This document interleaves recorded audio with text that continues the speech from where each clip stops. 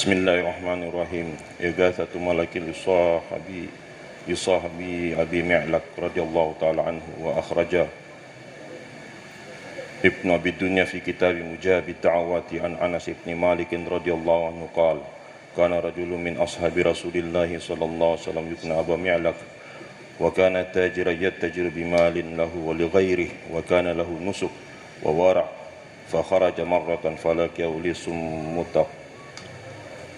mutaqanni'un fi silah faqala da' mata'ak fa inni qatiluk qala sya'nuka bil mal qala lastu uridu illa damak qala fadarni usalli qala salli ma badalak fatawadda'u thumma salla fakana min du'aihi ya wadud ya dhal arshil majid ya fa'alan lima yurid as'aluka bi'izzatika allati la turam wa bimulkika alladhi la yudam وبنورك الذي ملا أركان عرشك أن تكفيني شر هذا اللص يا مغيث أغثني قالها ثلاثا فإذا هو بفارس بيده حربة رافعها بين أذني فرسه فطعن اللص فقتله ثم أقبل على التاجر فقال من أنت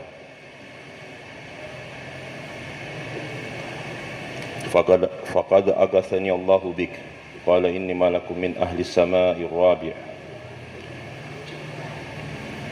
في السماء رابعة لما دعوت سمعت لأبواب السماء كعكعة ثم دعوت ثانيا فسمعت لأهل السماء ضجة ثم دعوت ثالثا وقيل دعاء مكروب فسألت الله أن يوليني قتله ثم قال أبشر وأعلم أنه من توضأ وصلى 4 ركعات ودعا بهذا الدعاء استجيب له مكروبا كان أو غير مكروب وأخرجه أبو موسى في كتاب وظائف بتمامه كذا في الإصابة إغاثة ملك لزيد ابن حارثة وأخرج ابن عبد البر في الاستيعاب عن الليث ابن سعد قال بلغني أن زيد بن حارثة رضي الله تعالى عنه اكترى من رجل بغلا من الطائف اشترط عليه المقري أن ينزله حيث شاء قال فمال به إلى خربة وقال له انزل فنزل فإذا في الخربة قتل كثيرا قال فلما أراد يقتله قال له دعني أصلي ركعتين قال صلي فقد صلى قبلك هؤلاء فلم تنفعهم صلاتهم شيئا قال فلما صليت أتاني ليقتلني قال فقلت يا أرحم الراحمين قال سمع صوتا لا تقتله فهاب ذلك فخرج يطلب فلم يجد شيئا فرجع إلي فناديت يا أرحم الراحمين فعل ذلك 3 فإذا أنا بفارس على فرس في يده حربة حديد في رأسها شولة من نار فطعنه بها فانفذه من ظهره فقام ميتا ثم قال لي لما دعوت المرة الأولى يا أرحم الراحمين كنت في السماء السابعة فلما دعوت المرة الثانية يا أرحم الراحمين كنت في السماء الدنيا فلما دعوت في المرة الثالثة يا أرحم الراحمين أتيتك. Ini bab tentang para sahabat walaupun mereka punya asbab urusan dunia, tapi mereka tidak bergantung pada asbab. Mereka hanya tawakal sama Allah Ta'ala. Jadi asbab walaupun mereka jalankan, tapi mereka tawaju sama Allah. Sehingga apa saja keadaan yang susah, genting, kesulitan, maka mereka tidak menyeru kepada asbab-asbab mereka. Mereka hanya menyeru pada Allah. Dan Allah tundukkan sama mereka malaikat-malaikat. Di sini Maulana Yusuf menulis bahwa pada bab ini pertolongan Allah kepada para sahabat walaupun mereka punya asbab, maka Allah tolong mereka melalui malaikatnya.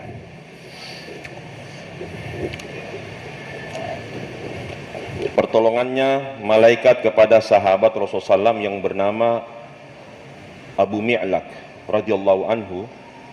Ibnu Abdi Dunya mengeluarkan dalam kitab Mujabid Da'wah dari Anas bin Malik radhiyallahu anhu, dia berkata, Abu Mi'laq adalah seorang lelaki dari sahabat Rasulullah sallallahu alaihi wasallam. Abu Mi'laq adalah kunyahnya atau gelarannya. Dia adalah seorang pedagang yang berdagang dengan modalnya sendiri atau hartanya sendiri atau membawa hartanya orang lain. Dan dia adalah seorang yang ahli ibadah dan wara. Suatu hari dia telah keluar untuk berdagang, maka dia menjumpai seorang perampok yang membawa senjata. Kemudian perampok itu mengatakan, serahkan hartamu, sesungguhnya aku akan membunuhmu. Maka Abu Mu'lik, sahabat Rasulullah SAW, berkata, jika engkau inginkan hartaku, ambillah hartaku dan tinggalkan saya. Maka perampok itu mengatakan, tidak, bukan hanya hartamu yang akan aku ambil, tapi juga darahmu, aku akan membunuhmu. Maka Abu Mu'lik mengatakan, tinggalkan aku, biarkan aku mengerjakan sholat. Maka perampok itu mengatakan, sholatlah sesukamu jika engkau inginkan. Maka Abu Mu'lik berwudu, kemudian melaksanakan sholat.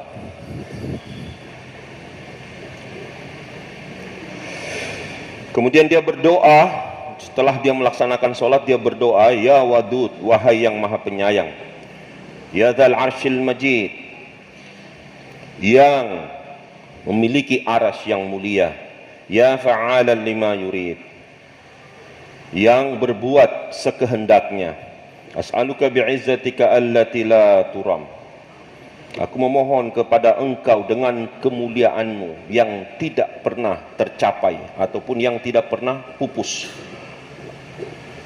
yang tak pernah sirna, wa mulkika alladzi la yudam, dan kerajaanmu yang tidak pernah hancur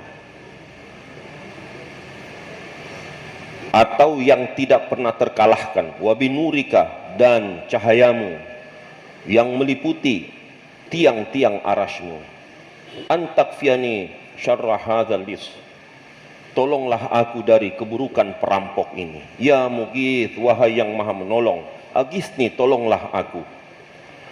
Maka Abu Mi'laq mengulangi doa ini sampai 3 kali.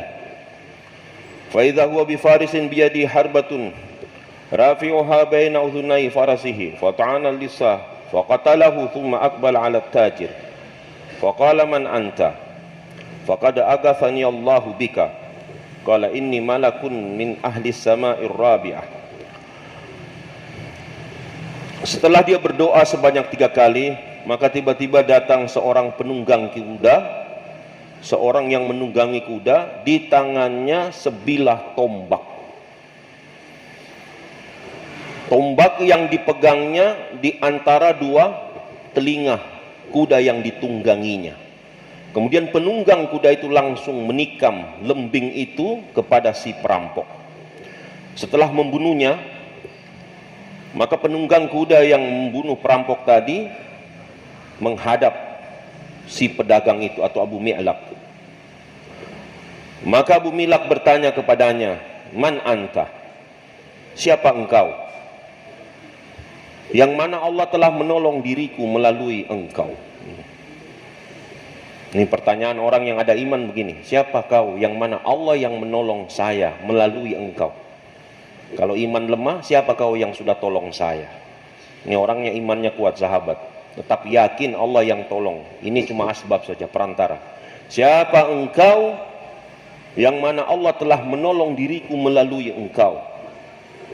Maka dia menjawab, sesungguhnya aku malaikat dari malaikat yang menghuni langit keempat. Ketika engkau memanjatkan doamu yang pertama kalinya, aku mendengar suara gemuruh yang keras di langit.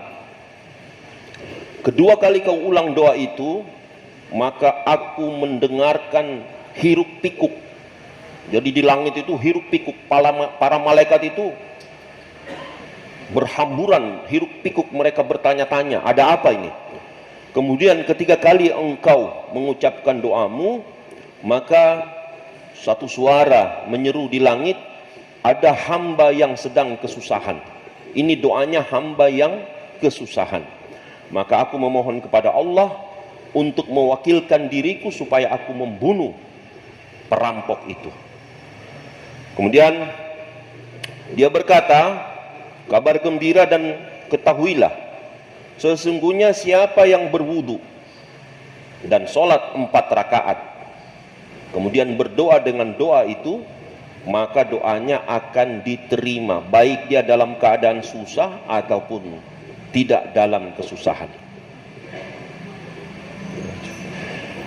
Dan pertolongannya malaikat kepada Zaid ibn Harithah. Ibnu Abdul Bar dalam kitab Al-Isti'ab, dia mengeluarkan dari Laith bin Sa'ad, dia telah berkata, telah sampai kepadaku sesungguhnya Zaid ibn Harithah radhiyallahu taala anhu telah menyewa dari seorang lelaki seekor bagal dari Taif. Namun pemberi sewa itu membuat persyaratan kepadanya supaya membawanya ke satu tempat yang dia inginkan.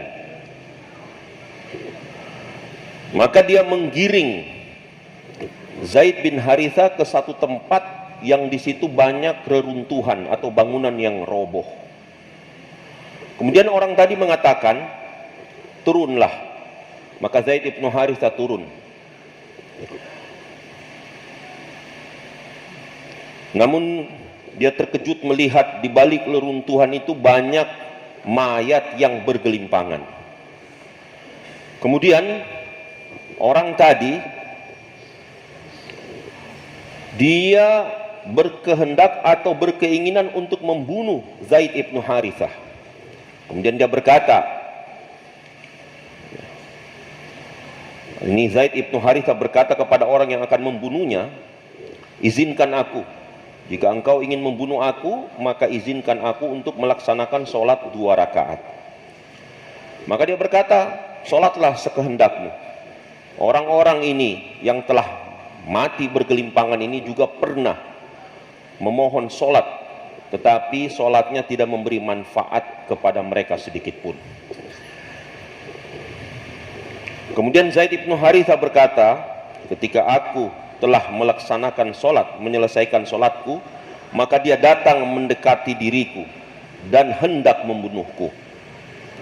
Maka aku terus menyeru, ya arhamar rahimin. Maka tiba-tiba dia terkejut mendengarkan satu suara yang berteriak, la taqtulhu, jangan kau membunuhnya. Perampok itu terkejut mendengarkan satu pekikan suara yang mengatakan jangan kau membunuhnya.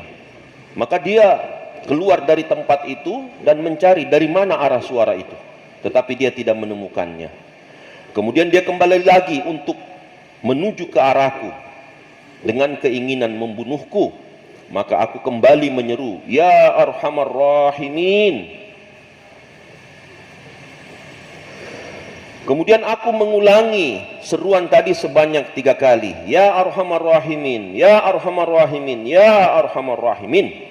Maka tiba-tiba datang seorang penunggang kuda di atas tunggangannya, yang di tangannya ada sebilah lembing dari besi, yang di tepinya keluar nyala api.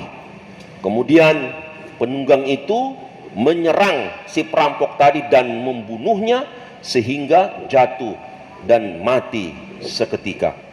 Kemudian dia berkata kepada aku, ketika engkau mengucapkan kalimat ya arhamar rahimin pertama kalinya, aku masih berada di langit yang ke-7. Ketika engkau mengulanginya yang kedua kalinya, maka aku berada di langit dunia ini, langit yang pertama.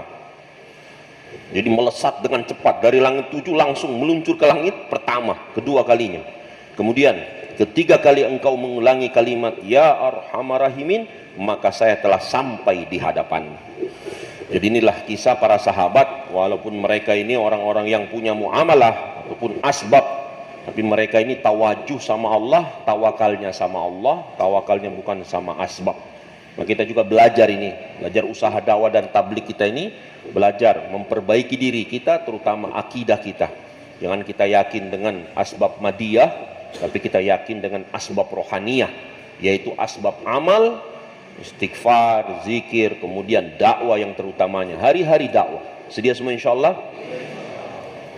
Malam kita buat amal, siang hari kita dakwah, maka malam hari kita buat amal. Kalau malam hari ada malam yang dikhususkan untuk para dai-dai supaya mereka menyeru atau memanggil Allah dengan doa-doa mereka dan amal-amal rohani mereka. Saya pernah dengar orang lama di Pakistan yang katakan kalau dakwah memanggil manusia menuju Allah, tapi doa menyeru Allah supaya rahmatnya, kasih sayangnya, hidayahnya ditujukan kepada hamba-hambanya. Maka di siang hari dakwah kita buat 2,5 jam, dakwah infiradi, jaulah. Maka malam hari kita berdoa, menangis, doa yang panjang-panjang, sholat yang panjang-panjang, zikir, istighfar yang panjang-panjang, dan juga membaca Al-Quran. Bersedia semua insyaallah? Maka tidurnya cepat-cepat, supaya juga bangunnya cepat-cepat. Kalau ada hal-hal yang tidak penting untuk dibicarakan, jangan sibuk dengan hal-hal yang melalaikan, yang menyebabkan nanti malah amal-amal kita banyak yang rusak, terutama terjerumus dalam ghibah. Semoga Allah selamatkan kita insyaallah. Alhamdulillahirabbil alamin. Allahumma shalli ala habibika sayyidina Muhammad wa ala ali habibika sayyidina Muhammad. Allahumma anta khalaqtana wa anta tahdina wa anta tut'imuna wa anta taskina wa anta tumituna wa tuhina. Ilaika rabbi fahabibna wa fi anfusina fadallilna wa fi anfusina wa min sayil akhlaqi fajanibna wa la usul akhlaqi faqawimna. Allahumma ansurna wa la tansur alaina. Allahumma akrimna wa la tuhina zidna wa la tanqusna. Allahumma amkur lana wa la tamkur alaina. La hawla wa la quwata illa billahil aliyyil azim. Allahumma zidna muslimin waj'alna hudatan muhtadin. Rabbana atina fid dunya hasanah fil akhirati hasanah wa qina adzaban nar. Subhana rabbika rabbil izzati amma yasifun wa salamun alal mursalin. Alhamdulillah.